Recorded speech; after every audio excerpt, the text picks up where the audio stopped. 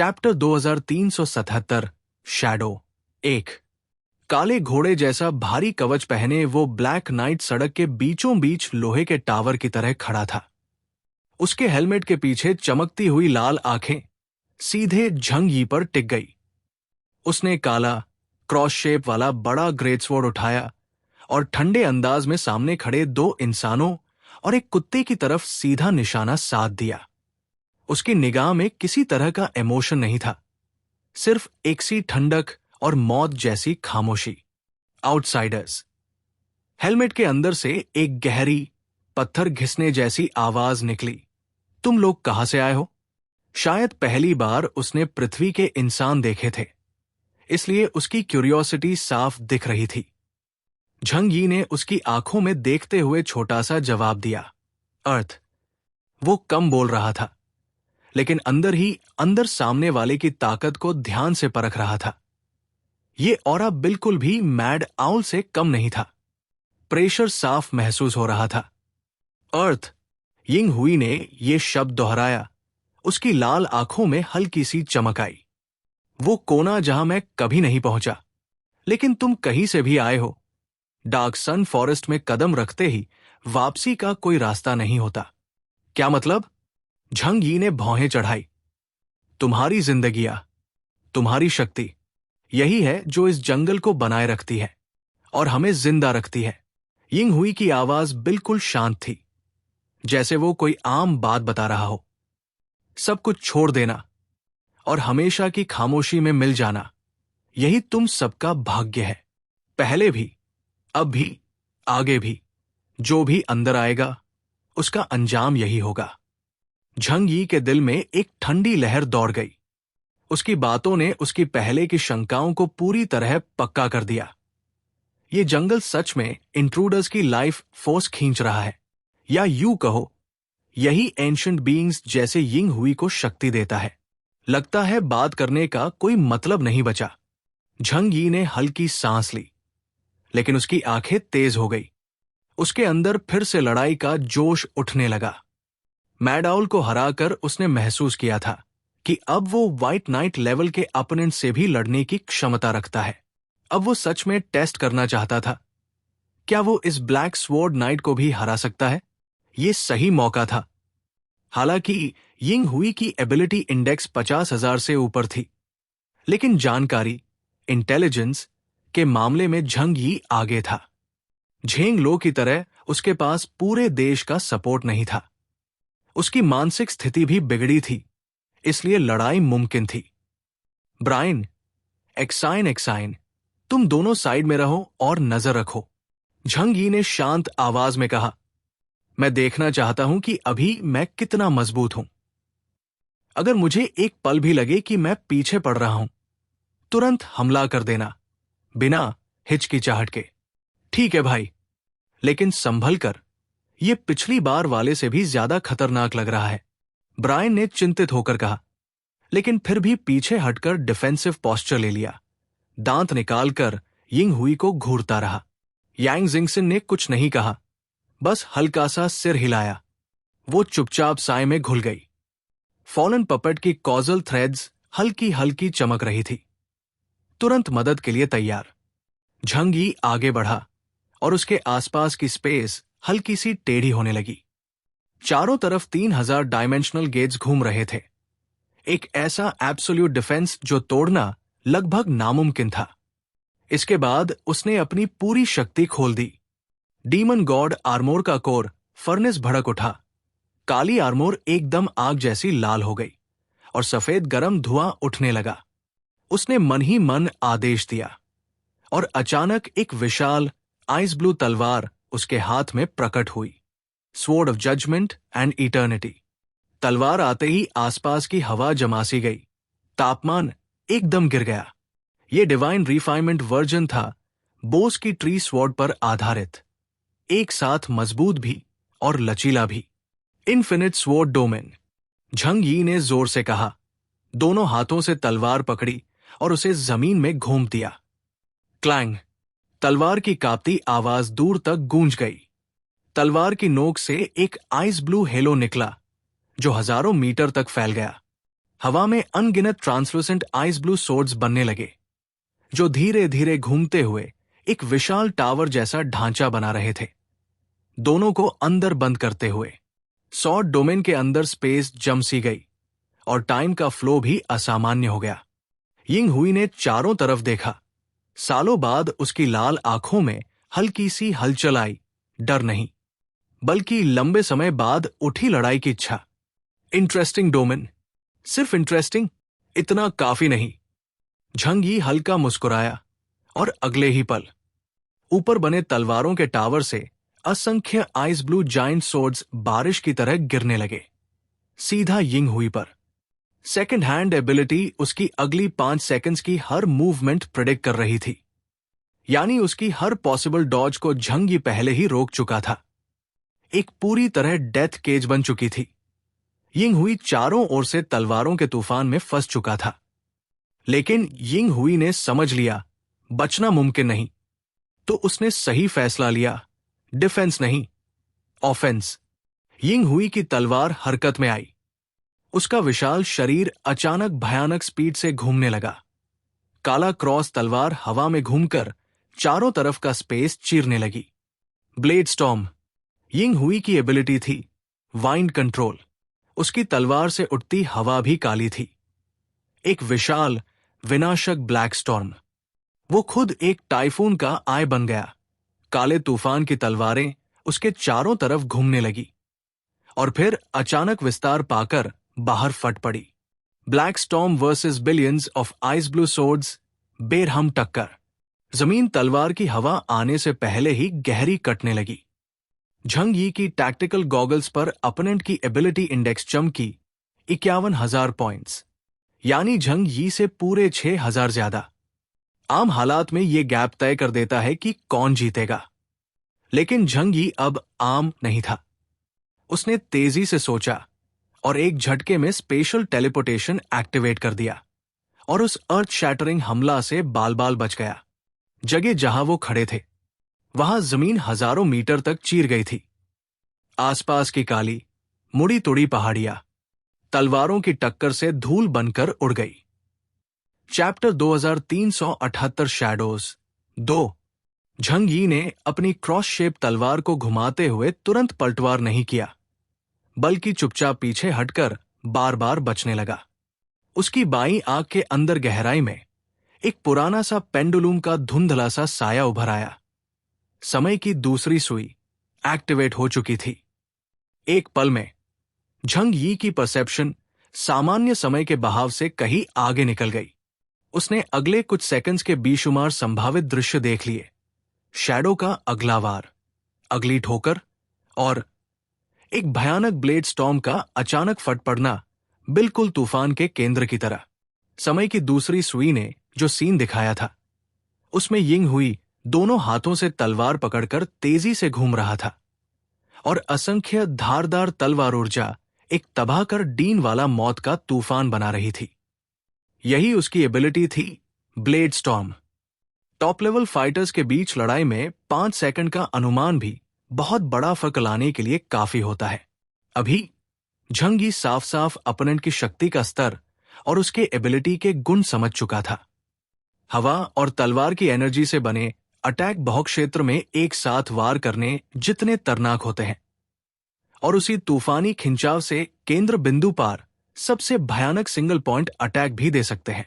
Ability दिखने में simple है, पार यूज डेवलप बहुत स्मार्ट तरीके से किया गया है। नाइट लेवल वाले सब के सब मॉन्स्टर होते हैं।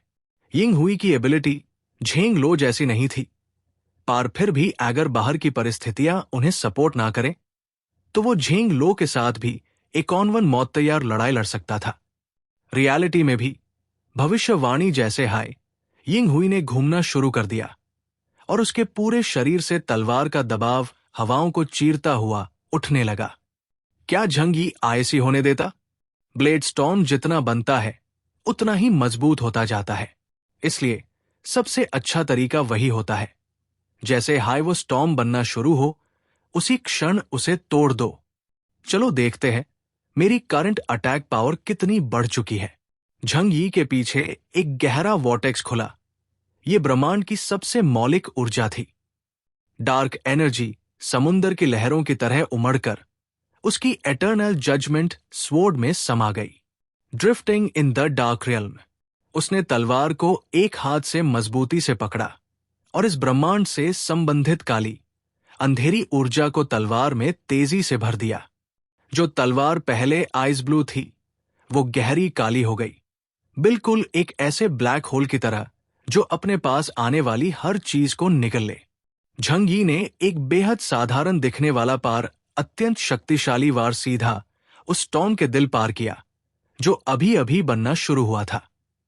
कोई जोरदार धमाका नहीं हुआ, बस एक चुप्पी भरी, सब कुछ मिटा डीन वाली अंधकार की लहर। तलवार से निकली काली रोशनी एक विशाल काले चांद जैसी दिख रही थी जो आकाश में लकीर खींचती हुई आगे बढ़ी। डार्क मैटर की ये लहर जैसे ही ब्लेड स्टॉर्म से टकराई, हवा में एक करारा चुभने वाला टूटने का शोर गूंज उठा। ब्लैक क्रेसेंट मून जहां से गुजरता, हवा की धारदार तलवारें ऐसे घुल जाती जैसे तेज एसिड पर मेटल डाला हो। ये ऊर्जा किसी एनर्जी का मुकाबला नहीं करती, ये सीधे नियमों के स्तर पर उसे मिटा देती है। झंग यी इस शक्ति का असली मतलब समझ चुका था। ये इस दुनिया की नहीं बल्कि स्वयं ब्रह्मांड की ऊर्जा है, इसलिए इसे कोई रोक नहीं सकता। उल्टा ये दुनिया की हर शक्ति को दबा और समाप्त कर सकती है। यिंग हुई का घूमना अचानक रुक गया। पहली बार उसके लाल आंखों में घबराहट की हल्की सी चमक थी। उसका तूफानी स्टॉर्म जिस पर वो भरोसा करता था एक ऐसे तरीके से तोड़ा गया जिसे वो समझ भी नहीं पा रहा था। ये शक्ति, लॉर्ड समाल, देवताओं की शक्ति, तुम एक सामान्य इंसान होते हुए देवताओं की शक्ति कैसे चला सकते हो? उसकी आवाज में सदमे का कोई अंत नहीं था। देवता हाय ऐसी शक्ति चला सकते हैं जो इस दुनिया से परे हो, और वो ये शक्ति एक इंसान पार देख रहा था। झंग यी ने कोई जवाब नहीं दिया, उसने बस मौका पकड़ा और बिजली की तरह आगे बढ़ गया। स्वॉर्ड ऑफ जजमेंट से निकली काली बिजली हवा को चीरती हुई सीधा शैडो पार टूटी। शिष्टाचार में हमेशा बराबरी होती है। अब तुम भी मेरी तलवार की धार का स्वाद चखो। दूर से की गई एक तीखी काट, उसकी तलवारबाजी लाइन युए के करीब पहुंच चुकी थी। डोर की लड़ाई में सब कुछ एक ही चीज पार टिका होता है। कौन अपने एलियन एनर्जी को गहराई से समझता है और कौन उसका इस्तेमाल ज्यादा चालाकी से करता है। यिंग हुई जल्दी संभल गया और उसकी जाइंट 2 हाथ वाली तलवार हवा को काटकर बादलों तक पहुंच गई। स्टॉर्म फिर से बना। अगर ये झंग यी के स्वॉर्ड डोमेन के अंदर नहीं होता तो ये तूफान आसानी से 100 किलोमीटर का शहर मिटा देता।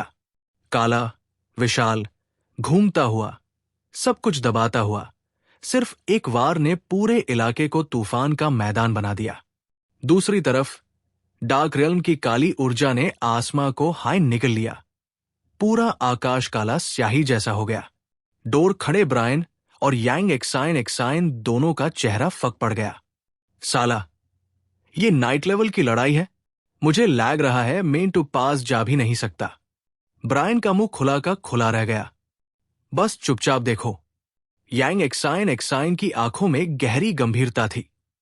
उसके पीछे फॉलन पपेट लॉन्गबो की धार पकड़े खड़ा था, हर पल झंग यी को सपोर्ट डीन के लिए तैयार। टैप टक, दोनों तरफ से तलवार और अंधकार की तकरार बारिश की तरह गिरने लगी। हर वार से पूरे स्वॉर्ड डोमेन का ढांचा हिल गया। इन दोनों ने एक दूसरे पार हजारों वार कर डाले। पार अभी तक कोई भी लड़ाई जीत नहीं पाया। नाइट लेवल वॉरियर्स के बीच लड़ाई में न तो गलती की जगह होती है, न कमजोर दिल का वक्त।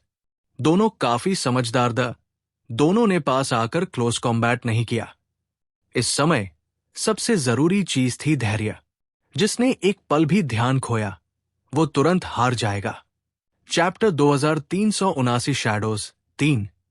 बीएंट आइस ब्लू तलवारों से बने विशाल अखाड़े के अंदर समय जैसे खिंच सा गया हो। झंग यी और यिंग हुई की टक्कर कब से चल रही थी कोई नहीं जानता। सिर्फ टकराती हुई तलवार ऊर्जाओं का शोर, तनाव और विनाश का माहौल हवा में भरा हुआ था। डीमन गॉड की दबाव भरी ऑरा से ढके इस क्षेत्र के अलावा अगर ये लड़ाई कहीं और होती तो आसपास का पूरा इलाका कब का वीरान हो चुका होता। डार्क रियल्म से बहने वाली एंटीमैटर एनर्जी हर चीज को निगल सकती थी। शैडो के विशाल और भयंकर स्वॉर्ड स्टॉर्म को भी, एक ऊर्जा जो सब पर भारी। शैडो का अटैक तारिका कितना भी सिंपल हो, पार उसका स्टॉर्म हर जगह फैल जाने वाला, ऑफेंस डिफेंस दोनों मिलाकर बना हुआ। इसी वजह से कुछ देर तक झंग यी को भी साफ रास्ता नहीं मिल रहा था। लेकिन झंग यी को जरा भी जल्दी नहीं थी। वो एक बेहद पेशेंट शिकारी था। यिंग हुई का भारी आर्मोर हल्का सा हिल रहा था। उसके मास्क के नीचे लाल रोशनी कभी तेज, कभी धीमी चमक रही थी। उसने अपनी विशाल क्रॉस शेप तलवार को कसकर पकड़ा हुआ था और उसके दिल में एक अजीब सी घबराहट पैदा हो गई थी। ये धरती का एक नौजवान, जिसका सुपर पावर इंडेक्स उससे कई गुना कम था, उसके हर अटैक को पहले हाई जान लेता था और उसके वार या तो हवा को चीरते हुए खाली जाते या झंग यी की डार्क एनर्जी उन्हें चुपचाप मिटा देती।